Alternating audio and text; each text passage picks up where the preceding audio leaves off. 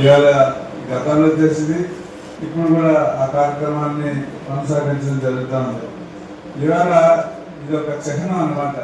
నిజాయితీగా పార్టీని నమ్ముకొని పార్టీకి బ్యానర్తో గెలుపొంది పార్టీ చివరిదాకా ఎవరెవరైతే పనిచేశారో వాళ్ళందరినీ గౌరవించడం అనేది పార్టీ తరఫున ధర్మంగా భావించి ఈరోజు ఈ కార్యక్రమాన్ని ఏర్పాటు చేయడం జరిగింది.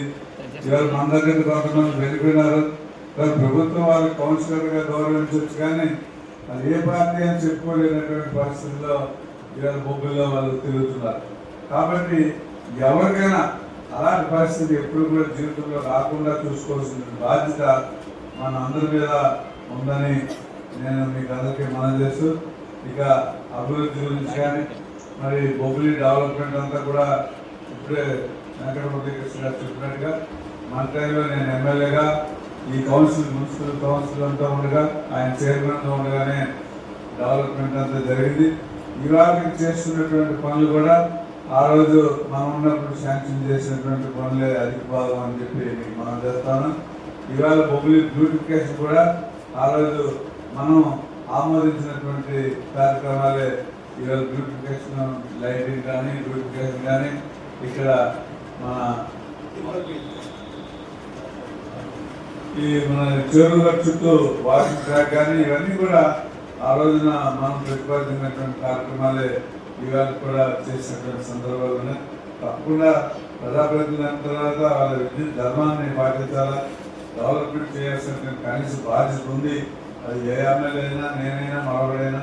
కాబట్టి ఖచ్చితంగా డెవలప్మెంట్ చేస్తే తప్పకుండా వాళ్ళు కూడా గౌరవిస్తాం.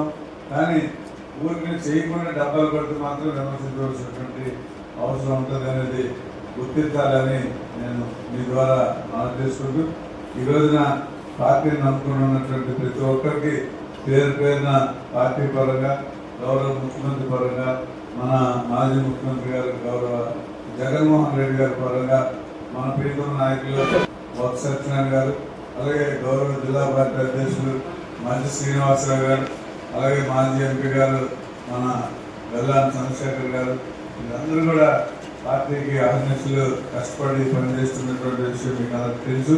భవిష్యత్తులో మీకు అందరికీ కూడా భగవంతుడి ఆశీస్సులతో, పార్టీ ఆశీస్సులతో మీరందరూ కౌన్సిలర్ కావాలని, ఇంకా ఉన్నతమైనటువంటి స్థాయిలో పదవులు మీకు అందరూ దక్కాలని, ఇవాళ చాలామంది విద్యార్థులు రేపు కౌన్సిలర్ కావాలని మనస్ఫూర్తిగా కోరుకుంటూ ఈ అవకాశం ఇచ్చిన మీకు అందరికీ నమస్కరిస్తూ మీ అందరి దగ్గర సెలవు తీసుకుంటా ఉన్నాను. జై జగన్, జై జగన్, జై జగన్.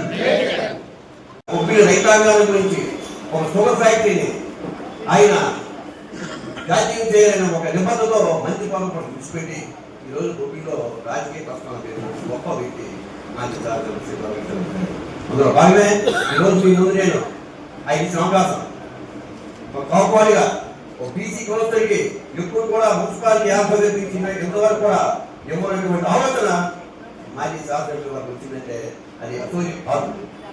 కాబట్టి ఇవన్నీ కూడా పట్టణ ప్రజలు కానీ మీకు అందరికీ గ్రహించిన విషయాలు ఎన్నో ఉన్నాయి.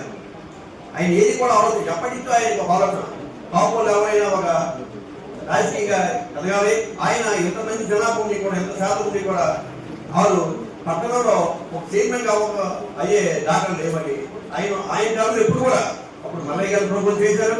కొన్ని మేము వినే సందర్భాలు అలాగే భగవంతుడు ఆయనలో ఉపయోగపడి నాలాంటి వాటికి నేను ఎక్కడో ఉన్నటువంటి వ్యక్తిని తీసుకొచ్చి ఈరోజు మున్సిపాలిటీలో 4 సంవత్సరాలు నాకు ఏర్పాటు చేసిన తర్వాత గౌరవ మాజీ శాసనసభ్యులు సమానంగా తిరుమల గారి చాప్టర్ కావాలి దాన్ని సాధించినటువంటి మా పట్టణ పెద్దలు కానీ మా కౌన్సిల్లో ఇప్పుడు పార్టీ లోపడి ఆత్మవిశ్వాసంతో బ్రతికి ఆత్మవిశ్వాసాలైన పార్టీ ఊపిరి మా నాయకత్వం చిరపాలి నాయకత్వం కావాలని మాతో ఉన్నటువంటి కౌన్సిల్ అందరూ కూడా మరొకసారి శిరస్సు నేను అవసరాలు తెలియదు కావాలి.